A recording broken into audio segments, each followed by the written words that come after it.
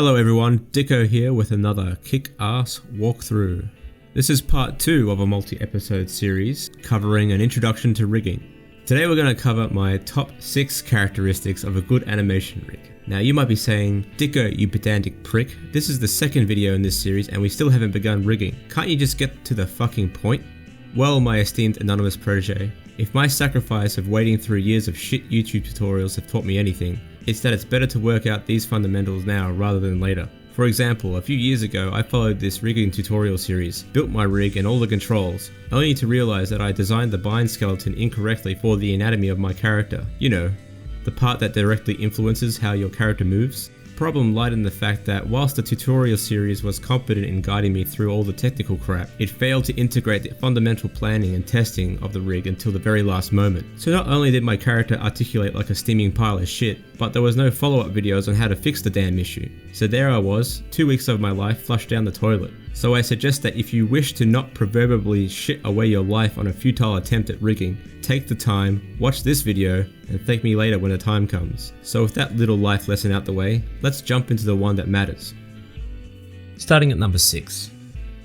Clean mesh transformations. And what do I mean by that? I mean that any mesh that is being skinned to an armature, it should have 0 transforms, 0 rotation, and 0 scale attributes on top of them. And the reason is simple.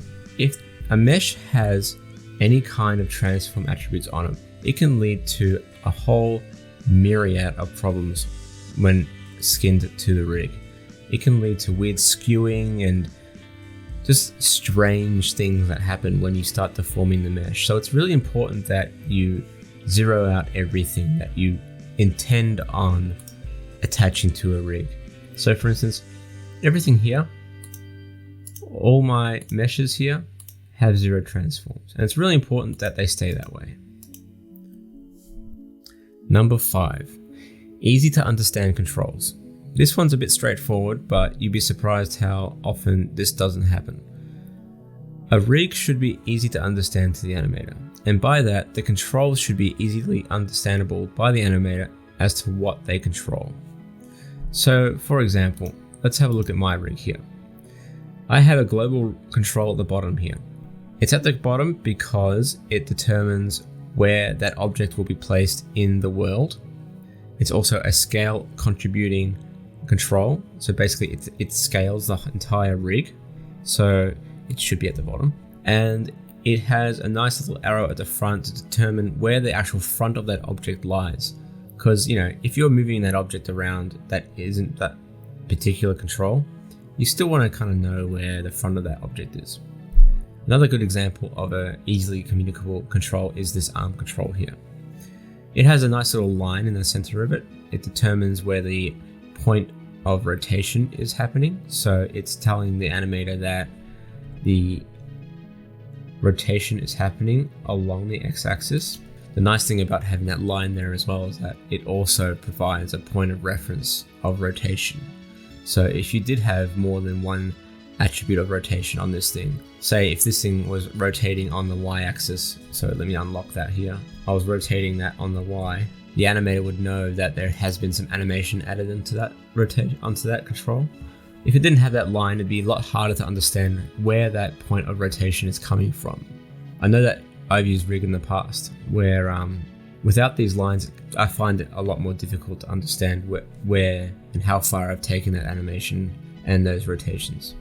Obviously there's this big honkin' FK-IK control. Normally they wouldn't be this big, but for the purposes of our tutorials I've made it this big so it's easy to understand. But basically, again, it's been clearly labeled with an FK-IK label, and the control is basically, it's a very obvious sort of switch, sort of iconography going on there. Number 4, 0 transforms on your control rig itself. This one's also pretty obvious, but you'd be surprised how often it doesn't happen. A control rig should have 0 transforms on it as well, especially because it's the part that's going to control the rest of the rig. And you want to have every control zeroed out because you need a clear point of reference as to how far you're taking that animation and those controls. If they have numbers already on those controls, it's really hard to know where the starting point of your rig is. So as you can see, Again, every control in my armature has 0 transform attributes. As an example, if I want to exactly rotate this arm joint 45 degrees on the X, I know exactly that it's 45 degrees. Whereas if it already had transforms on it, I would actually have to do a little bit of math to add on top of that to give it the right number that I want. So really important to make sure that all your controls have 0 transforms on them. Again, this also has an advantage in Blender because it's really easy to transform back into a rest pose. If I undo those rotations, it will go straight to 0, and I know with confidence that it has been set to that 0 point. Number 3, locked off transforms. By locking off transforms, you avoid issues from happening inside the rig. You avoid things from getting thrown off the rig, things going all over the place. You actually prevent things from breaking. Sometimes by locking off attributes in a rig, you actually prevent the actual software from crashing in some cases. For example, I have this arm control here. A few minutes ago, I unlocked the Y-axis on this thing. Look what happens when I actually add some rotation to the Y-axis of this control. It's effectively breaking the rig.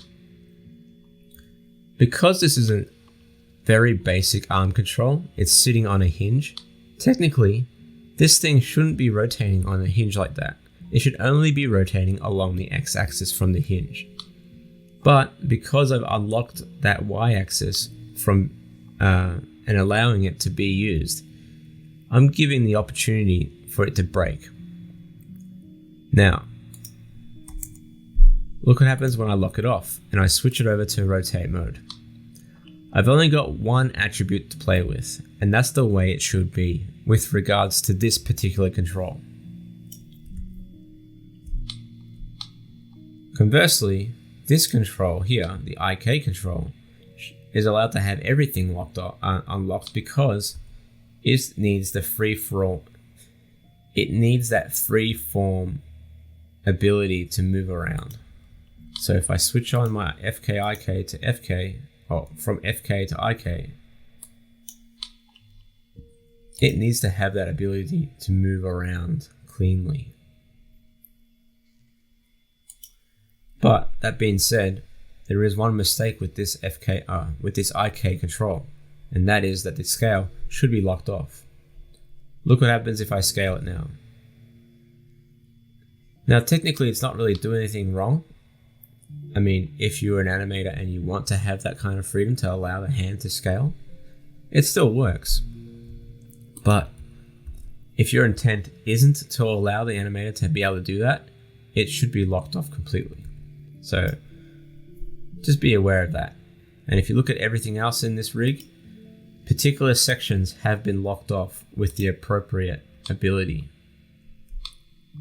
for the appropriate mechanism of that control. For instance, this bottom control only has the Y rotation available. The FK-IK control only has the X location available, and so on and so forth. And this takes a little bit of practice when it comes to knowing what you think the animator needs and doesn't need. It also comes down to the fact that if you know that a certain attribute of a rig is going to lead to issues, it should be locked off. So just be very conscious of it. Number 2, proper names. What do I mean by that? Well, every control in your rig should be clearly labeled. Every control should be labeled with its ability. So it should communicate exactly what that control does to the animator. So for instance, again, for this FK-IK control, it's actually been given the label control FK-IK switch. That way the animator knows exactly what it's meant to do. Again, for this global control, it has the label global. For an FK arm control, I've labeled it with the prefix control FK, so the animator knows exactly what it does. And so on and so forth throughout the entire rig. Again, controls for the fingers, control for the pole vector, etc, etc. And now finally, number 1. Now number 1 is a bit of a bonus, and it can have some exceptions to the rule as well, and that is controls should have no constraints on them from the get-go. The reason being is that you want to, even though you've given the animator some sort of restrictions with regards to locking off transforms, you shouldn't add constraints on top of controls that are intended to be used as such. The reason being is that you can lead to all kinds of issues down the line when an animator needs to have the proper amount of flexibility with how to use those controls. So if you've locked off,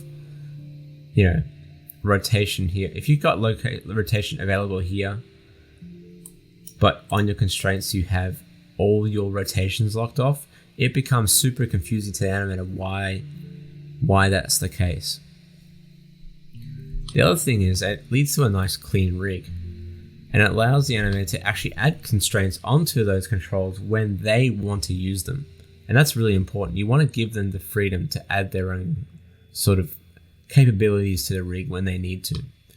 There are some exceptions though. For instance, this control for the FK-IK, I've limited the location intentionally on the X, even though it's available in the transforms. And the reason being is that I don't want the control to extend beyond 1 meter because it drives the mathematics of that driver. It drives the switch from 0 to 1, and it uses that value to turn off or on the FK. If I were to allow the animator to go beyond 1 meter in this case, it wouldn't essentially break the rig, but it would add some complexity to the rig that it doesn't need. And it will also confuse the animator as to why, in fact, it has that ability. So it shouldn't need it. So in this case, having a constraint on a control is important. But for the most part, especially controls that directly involve the movement of objects, they shouldn't have constraints on them from the get-go. So there you have it. Those are my top 6 characteristics that I think make up for a good animation rig. In the next episode, we'll finally get around to planning our rig and laying out the armature foundations. So until then, catch us.